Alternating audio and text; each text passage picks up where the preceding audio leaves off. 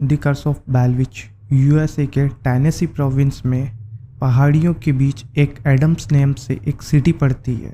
इस सिटी का ये कर्स काफ़ी ज़्यादा भयानक है, जिसने एक फैमिली को 3 साल तक सताया था एंड एक रहस्यमयी मौत जिसने आसपास के लोगों को हमेशा के लिए एक डरावनी याद देती थी जो आज भी कायम है।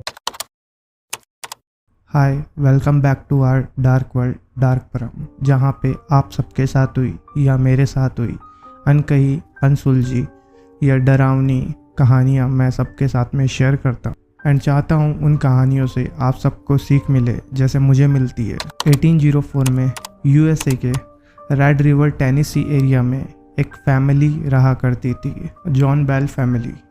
जॉन बेल एक किसान होता है जो कि बस खेती से अपना काम चला रहा होता है। 1804 से ये फैमिली काफ़ी अच्छी साल निकाल रही थी। इनके कई साल काफ़ी अच्छे निकलते हैं। फिर आता है 1817, जिसमें एक दिन जॉन बेल अपने घर से अपने खेत में जा रहा होता है। वो जब खेत में घूम रहा होता है तो वहाँ पे उसे एक क्रिएचर दिखाई देता है जो बिल्कुल एक डॉग के बराबर होता है, बट उसका फेस डॉग का नहीं होता। उसके फेस पे जैसे एक रैबिट का फेस लगा हो, एक खरगोश का। जॉन बेल उसको देखते ही अपनी गन से गोली चला देता है, बट वो गोली उसे नहीं लगती। वो वहाँ से गायब हो जाता है। उसके बाद में जॉन बेल उसे काफ़ी ढूंढता है, बट उसे वहाँ पे कुछ भी दिखाई नहीं देता। इसके बाद जॉन बेल अपने घर आ जाता है। घर आने के बाद में जॉन बेल की पूरी फैमिली बस नाइट में डिनर कर रही होती। डिनर करते टाइम पे इनके घर के बाहर बस गेट पे आवाज़ आती है। जॉन बेल के बेटे बाहर देखने जाते हैं, बट बाहर उन्हें कोई भी दिखाई नहीं देता। अब इनके घर पे ये चीज़ें डेली होने लगी थी। नाइट में जब भी ये खाना खाने बैठता है या इधर उधर घूमने लगते, कोई भी बातचीत करने लगते, कभी इनके गेट पर आवाज़ होने लग जाती थी एंड कभी इनके विंडोज़ अपने आप ही बजने लग जाती थी। पहले तो इनको लगता था कि शायद किसी ये जानवर का काम होगा, बट ऐसा बिल्कुल नहीं होता है। अब जो चीज़ें होने लगी थी वो बिल्कुल वियर्ड थी। जॉन बेल के बच्चों को घर में किसी के फुसफुसाने की आवाज़ें आती थी, जैसे कोई घर में हंस रहा हो, एंड ये आवाज़ें उनके बेटों के सबके सामने आती थी। ये आवाज़ें जैसे उनका मजाक बना रही हो, उन पे हंस रही हो एंड उनका नाम पुकारती थी। ये धीरे धीरे आवाज़ें अब धीरे धीरे बस बढ़ते जा रही थी। जैसे स्टार्टिंग में तो इन्हें आवाज़ें बहुत कम आती थी, बट अब बिल्कुल क्लियर होती जा रही थी। ये आवाज़ें धीरे धीरे एकदम क्लियर इन्हें सुनाई देने लगी थी। ये इनकी पूरी फैमिली को अब सुनाई देने लगी थी। चीज़ें इतनी ही डेंजर नहीं होती। इनके घर का सामान अपने आप हिलने लगता था। जॉन बेल के बेटे जब नाइट में सोने जाते थे तो उनके ऐसा लगता था कि उनकी कोई चद्दर नीचे खींच रहा है, एंड वो जैसे वापस ओढ़ते फिर से कोई चद्दर खींच लेता था। को ब्रूटली फिजिकली पीटा जाता है एंड उनके जैसे पीछे पीठ पे किसी ने घाव कर दी हो। एंड ये हमले जो हो रहे थे ये एक विच कर रही थी, जिस विच को बाद में बेल विच के नाम से जाना जाता था। अब ये खबर घर तक ही नहीं रहती, आसपास की कॉलोनीज़ में, आसपास के एरियाज़ में हर जगह ये खबर फैल चुकी थी कि जॉन बेल के घर में ऐसी स्पिरिट है या फिर बेल विच रहती है। फिर लोग वहाँ पे व्लॉगिंग करने के लिए, घूमने के लिए आते थे। लोगों का मानना ये होता है कि इन पे जो ये कर्स है इन्हीं के नेबर कैट बैट्स के कारण हुआ है, क्योंकि कैट बैट्स के साथ में इनका कोई ज़मीनी विवाद होता है, जिसकी वजह से वो मानते हैं कि ये कर्स शायद कैट बैट्स ने ही दिया है। लोगों की अलग अलग कहानियाँ होती है इसके पीछे। जो भी यहाँ पे रिसर्च करने के लिए आता था, पैरानॉर्मल इन्वेस्टिगेटर्स या फिर घोस्ट हंटर्स, जो भी आता था वो सब यहाँ से अलग अलग चीज़ें ही लेके जाते थे। वो यहाँ पे जब सब कुछ रिकॉर्ड करते थे तो उन्हें एक मजाक करने की, लाइक उनके साथ में कोई मजाक कर रहा है, कोई उन पे हंस रहा है, कोई उन्हें बस चिढ़ा रहा है, एक अलग ही फुसफुसाहट की आवाज़ें आती थी जो उन्हें क्लियर समझ आती थी। ये ऐसी चीज़ें हो रही थी जो सबको यकीन करने के लिए मजबूर कर रही थी। यहाँ तक कि बेल विच उनको उनके पास्ट से लेके फ्यूचर तक का हर एक चीज़, उन्हें हर एक डिटेल उनकी पूरा उनके सामने रख देती थी, लाइक उसको हर किसी के बारे में सब कुछ पता हो जैसे। यहाँ तक कि यूएसए के लॉरेन एंड वॉरेन, ये इन्वेस्टिगेटर्स जिन्हें काफ़ी ज़्यादा माना जाता है, वो भी वहाँ पे गए थे एंड उन्हें भी काफ़ी ऐसी चीज़ें मिली थी जिन पे यकीन कर पाना काफ़ी ज़्यादा उनके लिए मुश्किल था, बट वो भी डिक्लेयर कर देते हैं कि यहाँ पे ऐसी एंटिटी है।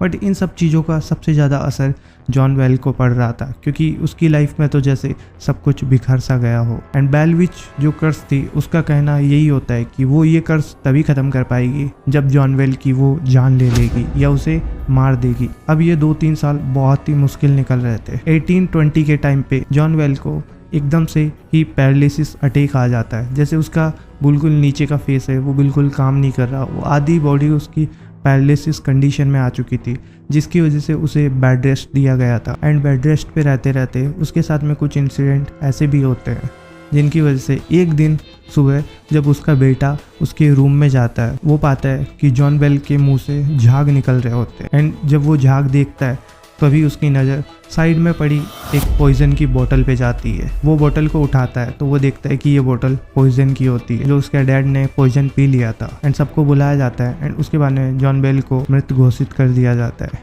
एंड उसी टाइम पे इनके घर के अंदर, उसी रूम के अंदर काफ़ी आवाज़ें आने लगती है किसी के हंसने की, जो बस उनका मजाक उड़ा रहा हो, उनकी फैमिली का मजाक उड़ा रहा था। तो जब इतना हो रहा था तो उसी बीच में बेल विच खुद उनकी फैमिली से बोलती है, इसे मैंने ही जहर दिया है। सबके लिए काफ़ी शॉकिंग होता है, क्योंकि पैरालिसिस अटैक से लेके यहाँ तक जहर देना सब कुछ विच के थ्रू किया गया था। एंड जब जॉन बेल का फ्यूनरल होता है तो उस टाइम पे भी वो आवाज़ें फिर से आती है।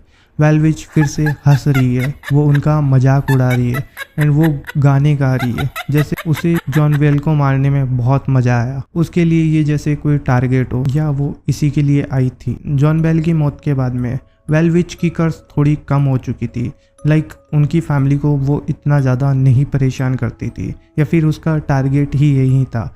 बट फिर भी उनकी जो बेटी थी बैट्सी, उसके साथ में ये इंसिडेंट फिर भी हो रहे थे। बेल विच उसको परेशान करना बिल्कुल बंद नहीं कर रही थी, क्योंकि वो उसे परेशान इसलिए करती थी क्योंकि उसका एक उसी की कॉलोनी में एक लवर होता है। एंड बेल विच नहीं चाहती थी कि वो उसके साथ में रहे, बिकॉज इनकी पहले ही इंगेजमेंट हो रखी थी।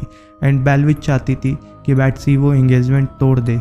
एंड वो उसे इतना सताती है कि आखिरकार बैट्सी को वो इंगेजमेंट तोड़नी पड़ती है। एंड उसकी बाद में शादी उसी की कॉलेज के टीचर के साथ में हो जाती, या उन्हीं के साथ में उनके रिलेशनशिप स्टार्ट हो जाती है।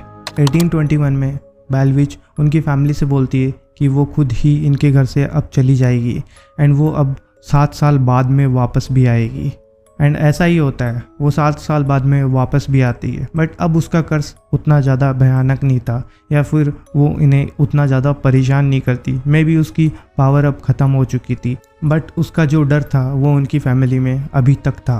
उनकी फैमिली अभी भी बेल विच से बहुत डरते थे, जैसे कि वो उन्हें सबको भी मार देगी। आज भी Red River Tennessee means Adams में आज भी बेल विच केव के लिए लोग वहाँ पे काफ़ी घूमने के लिए आते हैं। एंड जितने भी वहाँ पे ट्रेवलर्स आते हैं तो उन सबको वो चीज़ फील होती है, जैसे उन्हें किसी के फुसफुसाहट की आवाज़ें आती है, किसी को उन्हें हंसने की आवाज़ें आती, जैसे उन पे कोई हंस रहा हो या कोई उनका मजाक बना रहा हो। ये सारी आवाज़ें बेल विच की होती है। जितने भी ट्रेवलर्स वहाँ पे जाते हैं या लोग वहाँ पे जाते हैं, उन सबका यही मानना होता है कि वो जो केव है वो बेल विच की गुफा है। लाइक वो ही उसका घर है, उसकी लोकेशन वो ही है। एंड ये स्टोरी यूएसए में काफ़ी ज़्यादा फेमस है, या यूएसए की आपने जितनी भी स्टोरीज सुनी हो ये उनमें से एक है। एंड ये काफ़ी हद तक हॉन्टिंग भी है। लेकिन ये क्या सिर्फ एक कहानी है, या फिर आज भी बेल विच अपने किसी दूसरे शिकार की तलाश में है, या उसमें आप भी हो सकते हो और मैं भी। किसी को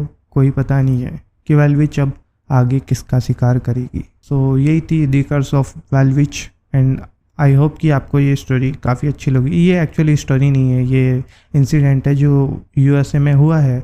एंड मुझे भी जहाँ तक लगता है कि आपको इसके बारे में और भी आर्टिकल्स पढ़ने चाहिए, क्योंकि एक्चुअल में ज़्यादा मैं वीडियो में कवर नहीं कर सकता। बेसिकली बहुत लंबी वीडियो हो जाती है, क्योंकि मैंने कई चैनल्स पे देखा है जैसे 1-1 घंटे 2-2 घंटे में बनाते। एंड मुझे पता है मेरी वीडियोज़ है वो 10 से 15 मिनट की होती है, जिसमें मैं ज़्यादा कुछ कवर नहीं कर सकता। इसको भी मैं काफ़ी ज़्यादा स्प्लिट करता हूँ, काफ़ी कट टू कट करता हूँ, जिससे स्टोरी कम वीडियो लेंथ में मैं आप सबको एंटरटेन कर सकता हूँ। सो यही थी स्टोरी।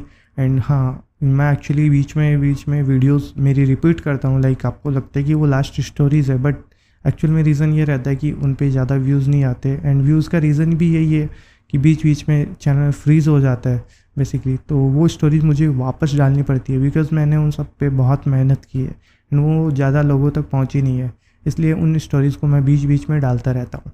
एंड मैं अब कुछ नया लाने की ट्राई कर रहा हूँ, लाइक मेरे वोकल्स के साथ में कुछ अलग डिफरेंट लाने की कोशिश कर रहा हूँ, तो मैं ट्राई करता हूँ। अगर आप सबको पसंद आएगा तो एक बार के लिए आप सजेस्ट ज़रूर करना। अभी के लिए बाय बाय, मिलते किसी और स्टोरी में।